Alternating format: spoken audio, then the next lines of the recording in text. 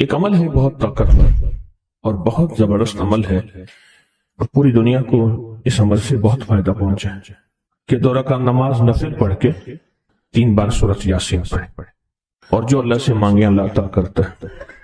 سوچیں، ساری دنیا کی نوافل جتنی بھی ہیں ایک فرض تو فرض کے سجدے کا مقابلہ نہیں کر سکتے۔ ساری دنیا کی نوافل فرض تو فرض ایک سجدے کا مقابلہ نہیں کر سکتے۔ اب فرض نماز پڑھی، اور فرض نماز پڑھنے کے بعد سورۃ یاسین 3 بار نہیں پڑھی، سینکڑوں بار پڑھی۔ پھر آپ نے نہیں پڑھی، اس وقت آن لائن پوری دنیا میں کتنے بے شمار لوگ ہیں جو تسبیح خانے کے ان اوقات کے مطابق انہوں نے اپنے آپ کو فارغ کیا ہے، خالی کیا ہے، اور سورۃ یاسین لے کر بیٹھے ہیں۔ انہوں نے بھی پڑھی 3 بار سورۃ یاسین، آپ نے بھی پڑھی، اور آپ کے علاوہ پوری دنیا کے کتنے بے شمار لوگوں نے پڑھی۔ کسی نے درد سے، کسی نے غم سے، کسی نے جذبے سے، کسی نے آنسو بہاتے ہوئے، کسی نے اللہ سے باتیں کرتے ہوئے، کسی نے درد اور وجدان کی کیفیت سے۔ یہ لمحہ قبولیت کا ہے، یہ لمحہ قبولیت کا ہے، اور اس لمحے دعائیں قبول ہوتی ہیں، فریادیں پوری ہوتی ہیں، آسیں امیدیں بڑھ آتی ہیں۔ یہ بہت قبولیت کا لمحہ ہے، اور یہ بہت مقبولیت کا لمحہ ہے۔ جس عمل کی بات سورۃ یاسین پڑھی جائے، انفرادی پڑھنے سے 3 بار تو فائدہ ہوتا ہے۔ جس کو بھی میں نے یہ عمل بتایا، اس کو بہت فائدہ ہوا، اس کو بہت نفع ہوا۔ سوچیں، اجتماعی بیٹھ کے جب پڑھیں گے اس میں کتنا فائدہ ہوگا، اور اس فائدے پہ یقین ہو کہ جو کچھ ہوا ہے یہ فائدہ 100% ہے، اس میں کوئی شک نہیں ہے۔ اس پہ 100% یقین ہو، اس پہ 100% یقین ہو۔ عمل ہوا اور عمل پہ یقین نہ ہوا، عمل کی تاثیر ختم ہو جاتی ہے۔ عمل ہوا اور عمل کے اوپر اعتماد نہ ہوا، عمل کا فائدہ ہواؤں میں تحلیل ہو جاتا ہے، اور عمل کیا اور اس پہ شک ہوا، وہ شک عمل کی طاقت کو ختم کر دیتا ہے۔ اس پہ 100% یقین ہو۔ اتنے سارے لوگوں نے بیٹھ کے پڑھا اور یقین سے پڑھا۔ اور ایک بات اور ہے، اگر آپ سورۃ یاسین پوری نہیں پڑھ سکے، سورۃ یاسین بعض اوقات بعض بندے اٹک کے پڑھتے ہیں، اور دعا کا وقت ہو گیا، آپ چاہیں بعد میں اس کو پوری کریں، لیکن پوری ضرور کریں، میری طرف دیکھتے رہیں، پورا کریں، لیکن اس سورت کو پورا ضرور کریں۔ اب سوچنا یہ ہے کہ اتنے طاقتور عمل میں نے دعا کون سی مانگنی؟ ایک تو پہلے یقین ہے انشاءاللہ کہ میری دعائیں قبول ہیں۔ اچھا، قبولیت کی وجہ سحری کا وقت، تہجد کا وقت، ایک دوسرا قبولیت کی وجہ ایک مجمع کا اللہ کے لیے جمع ہو جانا۔ فرمایا جاؤں 40 پردیسی، 40 مسافر صرف اللہ کی رضا کے لیے جمع ہو کے دعا مانگیں، اللہ ان کی دعاؤں کو رد نہیں کرتا۔ آپ میں سے تو 90% مجمع تو پردیسیوں کا ہے، 90% مجمع۔ اور قبولیت کی تیسری وجہ یہ ہے کہ آپ نے فرض نماز پڑھی، اور فرمایا فرض نماز کے بعد دعائیں قبول ہوتی ہیں، فرض نماز کے بعد دعائیں قبول ہوتی ہیں۔ اب قبولیت کی پہلی وجہ کیا ہے؟ سحری کا وقت، سحری کا وقت، فجر سے پہلے کا وقت دعائیں قبول ہوتی ہیں۔ دوسری وجہ فجر کا وقت، فرض نماز کے بعد دعائیں قبول ہوتی ہیں۔ اور تیسری وجہ مسافروں کا مجمع، اور چوتھی وجہ رمضان کے اللہ جل شانہ نے فرشتوں کو حکم فرمایا، فرشتوں ساری عبادات چھوڑ دو اور میرے روزے داروں کی دعاؤں پہ آمین کہو۔ ساری عبادات چھوڑ دو اور میرے روزے داروں کی دعاؤں پہ آمین کہو۔ ایک چوتھی وجہ ہو گئی کہ فرشتوں نے آپ کی دعاؤں پہ آمین کہا۔ اور پانچویں وجہ مل کے سورۃ یاسین پڑھنا، مل کے سورۃ یاسین۔ فرمایا سورۃ یاسین ہر تنگی سے نکالتی ہے، ہر مشکل سے نکالتی ہے، ہر ناکامی کا علاج ہے، ہر پریشانی کا علاج ہے، اور ہر ناممکن کا علاج ہے۔ اور فرمایا سورۃ یاسین مردوں کو بھی نفع دیتی ہے اور زندوں کو بھی نفع دیتی ہے۔ سورۃ یاسین جو نزع کی سکرات کی حالت میں ہو اس کو بھی نفع دیتی ہے، اور سورۃ یاسین اس بندے کی جو کسی تکلیف کی نزع میں، قرضے کی نزع میں اور بیماری کی سکرات میں ہو اس کو بھی نفع دیتی ہے۔ قبولیت کے اوقات، قبولیت کے لمحات، اور اس میں بیٹھ کے اللہ سے مانگنا. اب مانگنا کیا ہے؟ یہ تو یقین ہو گیا کہ انشاءاللہ ہماری آج کی یہ محفل، آج کا یہ بیٹھنا، آج کا یہ پڑھنا اور آج کا اللہ کی بارگاہ میں یہ حاضری دینا 100% انشاءاللہ قبول ہے، یقین کامل ہے. پھر مانگیں کیا؟ سوچنا. جب سخاوت کی سخی کی سخاوت موجوں پہ ہو، عروج پہ ہو، پھر مانگیں کیا؟ یہ سب سے اہم چیز ہے. تو وہ چیز مانگیں جو اللہ کے خزانے میں سب سے قیمتی ہے، وہ ہے ایمان. سب سے قیمتی، اور وہ سب کو نہیں دیتا. مال سب کو دیتا ہے، اپنے نہ ماننے والوں کو بھی اور اپنے ماننے والوں کو بھی، اپنے دوستوں کو بھی، بلکہ اپنے دشمنوں کو زیادہ دیتا ہے. زیادہ دیتا ہے مال، اپنے دشمنوں کو زیادہ دیتا ہے، اور بعض اوقات اپنے دوستوں کو بھی زیادہ دیتا ہے. جیسے انبیاء میں سے حضرت سلیمان، حضرت داؤد، حضرت یوسف علیہ السلام، جیسے صحابہ میں حضرت عثمان غنی، عبد الرحمن بن عوف اور بے شمار صحابہ. اولیاء میں سے حضرت پیران پیر شیخ عبد القادر جیلانی اور بڑی بڑی ہستیاں. اللہ اس لیے دیتا ہے کہ یہ مومن یہ نہ سمجھے. تو سب سے پہلی چیز جو اللہ سے مانگنی ہے وہ ایمان مانگنا ہے. ساری دنیا مل گئی، سارا مال مل گیا، ساری حکومتیں اور ساری چیزیں ملی، ایمان نہ ملا تو ہم گھاٹے میں رہ گئے. ہمارا سودا گھاٹے کا سودا تھا. ایمان نہ ملا، ایمان نہ ملا. اللہ سے سب سے پہلے ایمان مانگنا. جو بندہ ساری عمر جو چیز مانگتا ہے، غور سے دیکھنا، غور سے سمجھنا، ساری عمر جو چیز مانگتا ہے، جو بندہ ساری عمر جو چیز مانگتا ہے، ساری عمر جو چیز مانگتا ہے، جو بندہ ساری عمر جو چیز مانگتا ہے، اگر نہ ملی، اللہ سچی طلب کی بنیاد پہ آخری وقت میں وہ چیز عطا فرماتے ہیں. دعا کیا ہے؟ وہ اغننی بفضل کا من سوا. اور اس کی طاقت کیا ہے اور اس کی تاثیر کیا ہے؟ مثلاً دعا ہے. آقا کی بارگاہ میں ایک شخص مقروض، پریشان، غربت اور تنگ دستیوں کا مارا ہوا، حالات کا ہارا ہوا، زندگی سے بیزار، معاشرے نے اس کو، زمانے نے اس کو چھوڑ دیا، معاشرے نے، زمانے نے چھوڑ دیا، اور حضور کی بارگاہ میں حاضر ہوا. تو حضور نے فرمایا تو پڑھ اللہم اکفنی بحلالک عن حرامک اغننی بفضلک عمن سواک. اللہم اکفنی بحلالک عن حرامک، اللہ میری کفایت فرما، کفایت فرما. اب کفایت سے مراد یہ ہے، کبھی وہ ایک بابا جی کہتے تھے کہ نہیں لوڑ دی تھوڑ نہ ہوئے، مجھے جس چیز کی ضرورت ہو وہ ہر وقت مجھے ملتی رہے. اللہ ایسی کفایت فرما، یا کسی کا محتاج نہ رہوں، ایسی کفایت فرما میں عاجز نہ بنوں، ایسی کفایت فرما ایک ایک چیز کو ترستا نہ رہوں. اللہم اکفنی بحلالک عن حرامک. پر کفایت کرنے میں میرے ساتھ حلال کے معاملے کرنا تیری تقسیم ہے، تیری ترتیب ہے. اللہ مجھے حلال بھی چاہیے، ایسا چاہیے جس میں وسعت ہو، اور ایسا چاہیے جس میں برکت ہو، اور ایسا چاہیے جو میری ساری ضرورتوں کی کفایت کرتے، ساری ضرورتوں کی کفایت کرتے.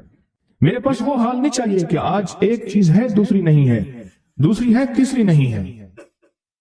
ایک صاحب کے پاس ایجنسی تھی، کہنے لگے ایک دفعہ میاں بیوی ہم روٹی کھا رہے تھے، ایک ٹھنڈا سانس نکلا بیوی کا. میں نے کہا کیا ہوا؟ کہنے لگے کہ جب میدا ٹھیک تھا تو کھانا نہیں تھا، اب بیماریاں، روگ لگ گئے ہیں، کھانے لاجواب ہیں. اس وقت غربت تھی، تنگ دستی تھی، دل چاہتا تھا کھانے کو، طبیعت چاہتی تھی راحت کو، اب وہ نہیں ہے. اور جب سے یہ دعا پڑی ہے پھر رب نے وسعت کے دروازے کھولے.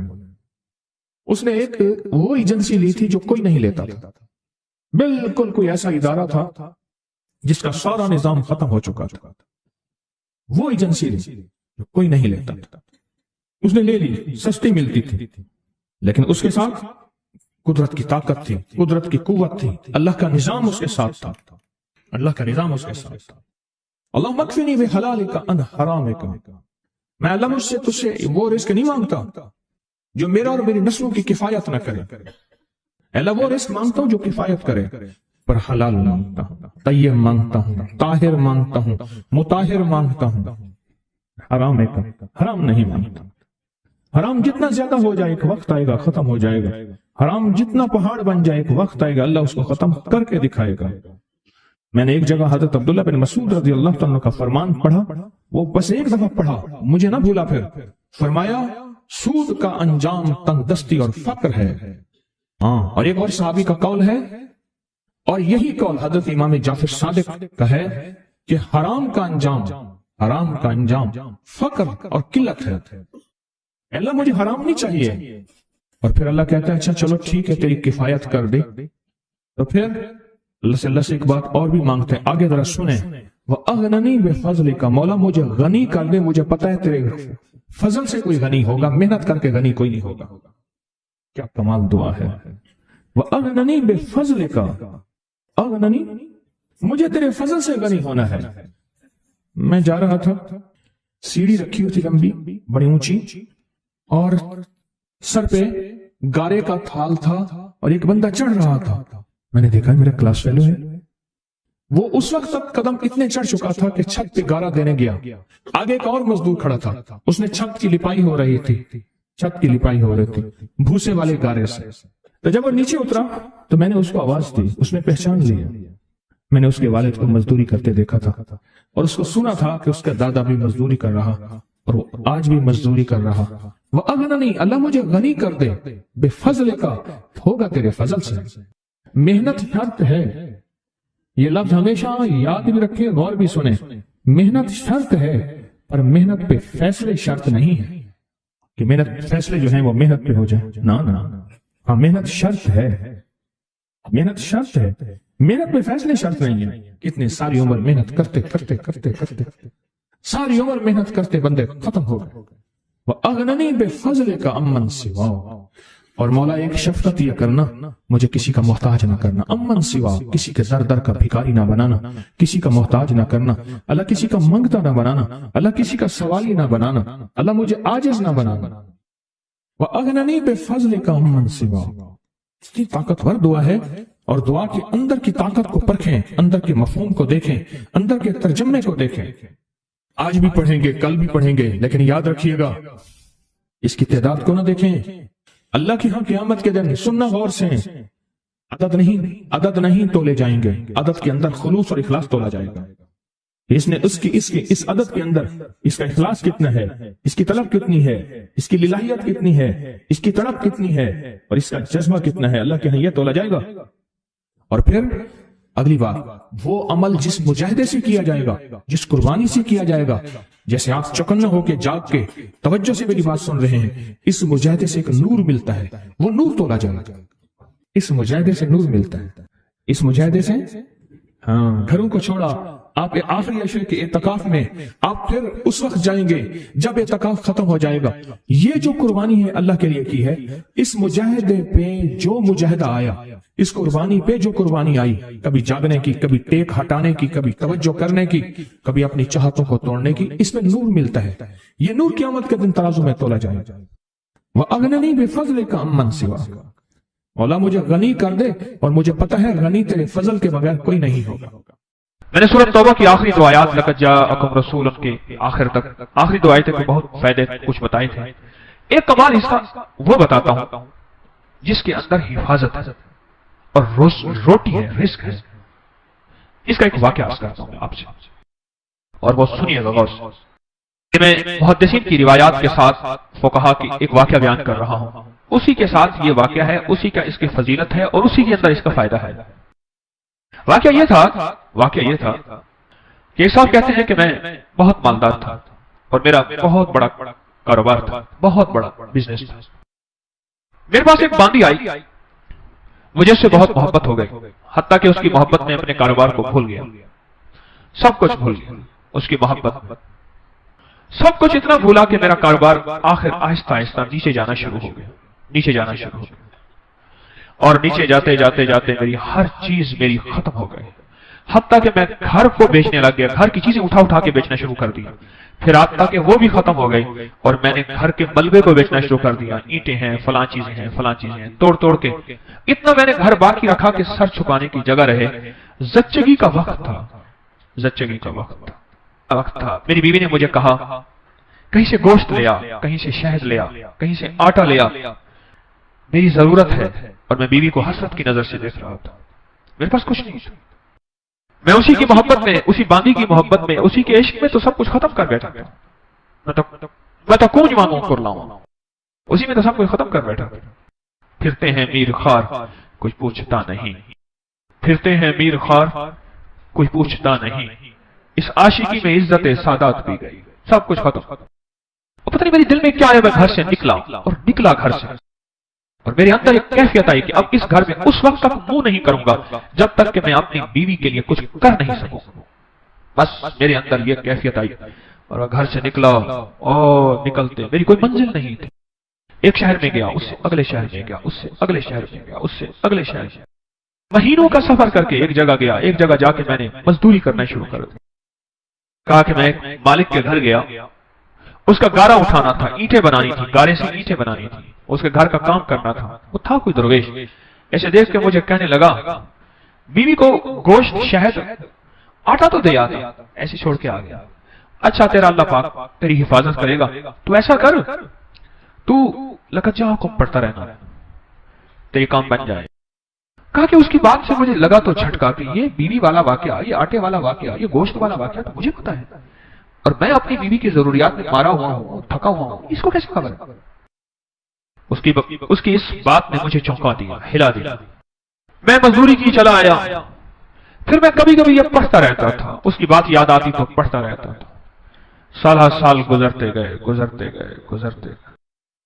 جب سالہ سال گزر گئے، ایک روایت میں یہ واقعہ صرف بغیر لقد جاءکم کے ہے، اور ایک روایت حدیث کی نہیں، واقعے کی روایت. ایک روایت میں سورۃ توبہ کے ساتھ ہے. حالات گزرتے گئے، دن رات گزرتے گزرتے گزرتے 16 سال گزر گئے، 20 سال گزر گئے، اور میں مالدار ہو گیا، بہت مالدار ہو گیا. میرے جی میں آیا کہ اپنے باقی زندگی کا وقت اپنے وطن میں جا کے گزاروں. بوڑھا ہو گیا تھا. میں آیا تو راستے میں مجھے قزاق ملے، ڈاکو ملے، اور انہوں نے میرا سب کچھ چھین لیا، اور میرے تن کے کپڑے تھے، میرا ہر سب کچھ ختم ہو گیا. اب پھر وہی فقیر کا فقیر، خالی کا خالی. اور ایک جگہ میں نے کھڑے ہو کے میں نے ایک بندے سے فریاد کی، قافلہ جا رہا تھا، مجھے فلاں شہر پہنچا دو گے، میں اس شہر کا رہنے والا ہوں. وسط کا واسطی، بعض لوگ اپنے نام کے ساتھ نا واسطی لکھتے ہیں، وسط کا رہنے والا ہوں، کیا مجھے وہاں پہنچا دو گے؟ کہنے لگا ہاں. اس شہر میں پہنچایا. میں ایسے اندازوں سے تلاش کرتے کرتے اپنے گھر پہ پہنچا.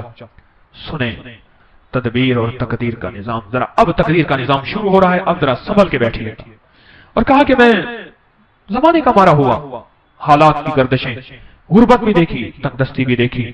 مال دیکھا پہلے، پھر باندی سے محبت ہو گئی، پھر غربت پہ آ گیا، پھر تنگدستی پہ آ گیا، پھر گھر بھی بیچ ڈالا، آخر گھر سے نکل گیا، منہ کر گیا کہیں.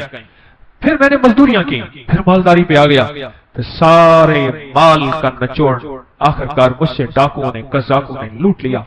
پھر میں نے آخری عمر کی غربت اور تنگدستی دیکھی. ابھی نہیں زندگی کی کیفیتوں میں بیوی مر گئی ہوگی، وہ بچہ پتہ نہیں پیدا ہوا ہوگا یا نہیں ہوا ہوگا، نہ معلوم کیا حال ہوگا، کیا واقعات ہوں گے.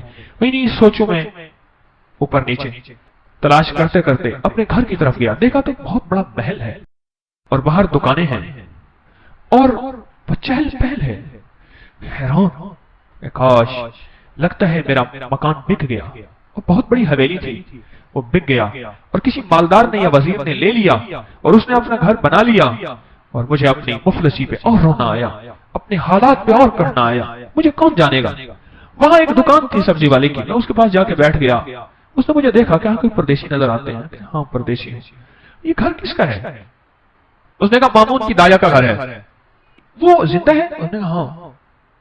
کہنے لگا اس کی کوئی اولاد بھی ہے؟ کہ ہاں ایک بیٹا ہے. کہنے لگا وہ کون ہے؟ کہنے لگا مامون رشید کا وہ خزانچی ہے. وہ کہاں ہے؟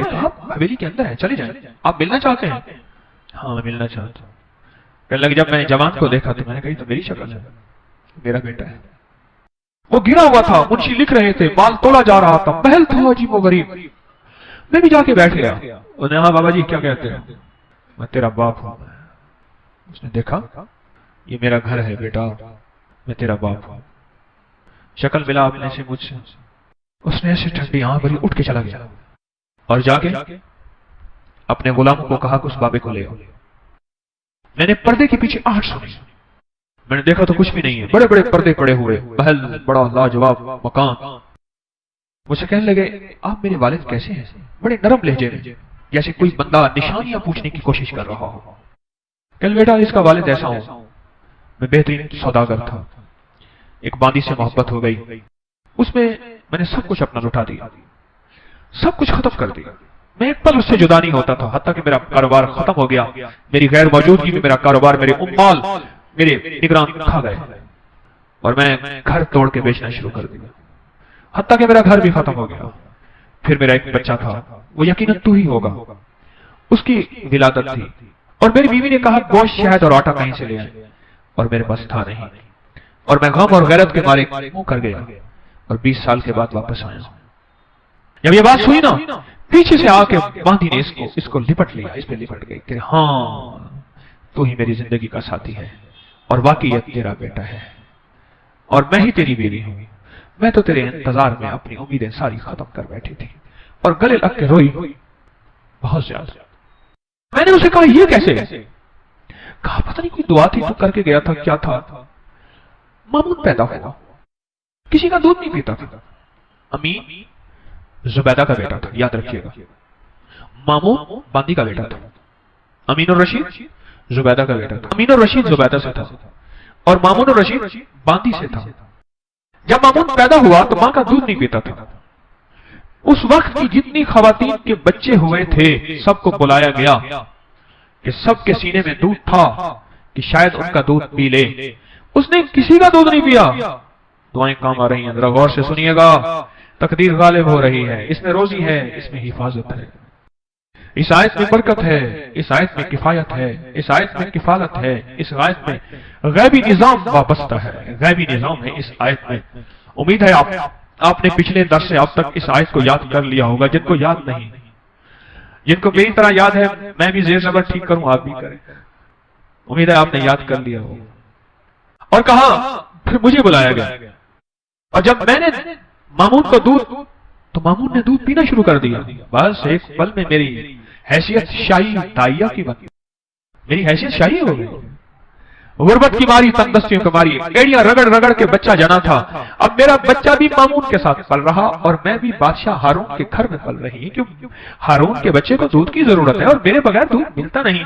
ایک طرف سے اپنے بچے کو دودھ پلاتی تھی، ایک طرف سے مامون کو دودھ پلاتی تھی، شاہی طاقت میں میرا بچہ بھی پلتا گیا، میں بھی پلتا گیا، میرا بچہ بھی پلتا گیا، میں بھی پلتا گیا، بڑھتے بڑھتے بڑھتے حتیٰ کہ یہ سارا محل وہی ہے، یہ سارا تاج اور سارا تخت یہ وہی ہے کہ مامون کسی کا دودھ ہی نہیں پیتا تھا، وہ دودھ کا پلانا میرے نصیب میں آیا، اور میرے نصیب کے پیچھے کیا تھا؟ کہا تیرے نصیب کے پیچھے تھا لقد جاءکم رسول من انفسکم عزیز علیہ ما عنتم حریص علیکم بالمؤمنین رؤوف الرحیم فإن تولوا فقل حسبی اللہ لا الہ الا هو علیہ توکلت وہو رب العرش العظیم۔ یہ تھا، میں خالی ہو گیا، خالی گیا تھا خالی آیا، بڑا کمایا، خالی ہو کے خالی آیا، جب آیا تو اپنے گھر کو بھرا بھرا۔ یہ تقدیر ہے اور یہ تدبیر ہے۔ اس نے تو کہا تھا کہ میں غیرت ہے مجھے، میں کچھ نہ دے سکا، حیرت ہے مجھ پہ، میں کچھ نہ دے سکا، نکل جاؤں یہاں سے، اور نکل کے جا کے اپنی نسلوں کے لیے کچھ کما کے لاؤں، کما کے لاؤں۔ بس ساری کمائی ڈاکو لے گئے، اس کی ساری تدبیریں الٹی ہو گئی، اور ارشی ساری تدبیریں کامیاب ہو گئی۔ میرا اللہ کہتا ہے میرے بندے، میں کسی کا احسان نہیں رکھتا، میں کسی بندے کا احسان لوٹاتا ہوں۔ تو نے میرا نام پڑھا ہے، اور میرے حبیب کے اوپر تو نے اتنی برکت والا نام، یہ دنیا کی سب سے بڑی نعت ہے، قرآن کی نعت ہے، والضحیٰ نعت ہے، واللیل نعت ہے، یا ایھا المدثر نعت ہے، یا ایھا المزمل نعت ہے، میرے مدینے والے کی شان ہے، شان ہے، اور یہ سب سے بڑی نعت ہے، لقد جاءکم رسول من انفسکم عزیز، یہ نعت ہے، میرے مدینے والے کی شان ہے، یہ نعت ہے۔ نسلوں میں رزق ملتا ہے، نسلوں میں برکتیں ملتی ہیں، اور نسلوں سے فقر مٹتا ہے، فاقے مٹتے ہیں، غربت اور تندرستی مٹتی ہے نسلوں سے۔ ایک بزرگ فرماتے ہیں کہ مجھ پر ایک مرتبہ دل کی تنگی اور خوف کی شدت کا غلبہ ہوا، میں پریشان حال بغیر سواری اور بغیر توشہ کے، توشہ سے مراد کھانا پینا، سواری، سفر، बस ऐसे मक्का मुकरमा की तरफ चल दिया। 3 दिन तक इस तरह बगैर खाए पिए चलता रहा और चौथे दिन भूख की शिद्दत का, प्यास की शिद्दत का इतना एहसास हुआ, मुझे अपनी हलाकत का अंदेशा हुआ कि शायद अब मर जाऊं। आसपास के बगैर चला। मैं जंगल में कहीं सायादार दरख्त का भी पता नहीं था। कुछ साया होता बैठ जाता, साया भी नहीं था। तो कहने लगे कि मैंने अपने आप को अल्लाह के सुपुर्द किया और किबला की तरफ मुंह करके बैठ गया। मुझे नींद आई तो मैंने ख्वाब में एक शख्स को देखा, मेरी तरफ हाथ बढ़ाकर कहता है, लाओ हाथ बढ़ाओ। मैंने हाथ बढ़ाया, उसने मुझसे हाथ मिलाया, फरमाया तुम्हें खुशखबरी हो, मुबारक हो, खुशखबरी हो। क्या? कि तुम सही सालिम हज भी करोगे और मेरे हुजूर कमली वाले के रोजे की ज़ियारत भी करोगे। क्यों परेशान है? तो क्यों परेशान है? सही सालिम हज भी करोगे और हुजूर के रोजे अतर की ज़ियारत भी करोगे। मैंने कहा, अल्लाह तुम पर रहम फरमाए, आप कौन हैं? फरमाया, मैं हजरत खिज़र हूं, मैं खिज़र हूं। मैंने अर्ज किया कि कोई दुआ फरमा दे मेरे लिए, सख्त भूख है, सख्त प्यास है, शिद्दत का सफर है, बहुत सख्त भूख है, बहुत सख्त प्यास है और शिद्दत का सफर है, मैं क्या करूं? अब फरमाया, उन्होंने फरमाया, अच्छा ये मैं पढ़ता हूं, तू पढ़, ये लफ्ज 3 मरतबा पढ़, ये लफ्ज 3 मरतबा पढ़। अब मैं भी पढ़ रहा हूं, अब मेरे साथ पढ़ेंगे, दर्द से, तवज्जो से, यकीन से, ध्यान से और पूरी कैफियत के साथ और पूरे जज्बे के साथ। और मैं भी पढ़ रहा हूं, तू भी इस लफ्ज को 3 मरतबा मेरे साथ पढ़। या लतीफम बिखल्किही, या अलीमम बिखल्किही, या खबीरम बिखल्किही, उल्तुफ बी, या लतीफो, या अलीमो, या खबीर, या लतीफम बिखल्किही, या अलीमम बिखल्किही, या खबीरम बिखल्किही, उल्तुफ बी, या लतीफो, या अलीमो, या खबीर, या लतीफम बिखल्किही, या अलीमम बिखल्किही, या खबीरम बिखल्किही, उल्तुफ बी, या लतीफो, या अलीमो, या खबीर। फरमाया 3 दफा पढ़, जिस तरह आपने 3 दफा पढ़ा, 3 दफा पढ़। अब इसका तर्जुमा है, ऐ वो पाक ज़ात जो अपनी मखलूक पर मेहरबान है और अपने मखलूक के हाल को जानता है और उनकी जरूरियात से बाखबर है। मखलूक के हाल को जानता है मेरा अल्लाह, और तो उनकी जरूरियात से बाखबर है। ऐ अल्लाह, तो मुझ पर लुत्फ फरमा, मेहरबानी फरमा। ऐ लुत्फ करने वाले, ऐ अलीम, ऐ खबीर, मुझ पर मेहरबानी फरमा। फिर फरमाया, ये तुझे तोहफा देता हूं। हजरत खिज़र अलैहिस्सलाम ने फरमाया, ये तुझे तोहफा देता हूं, हमेशा काम आने वाली चीज है जब तुझे कोई तंगी पेश आए, कोई आफत नाजिल हो। हाँ, तंगी पेश आए, कोई आफत नाजिल हो, तंगी पेश आए,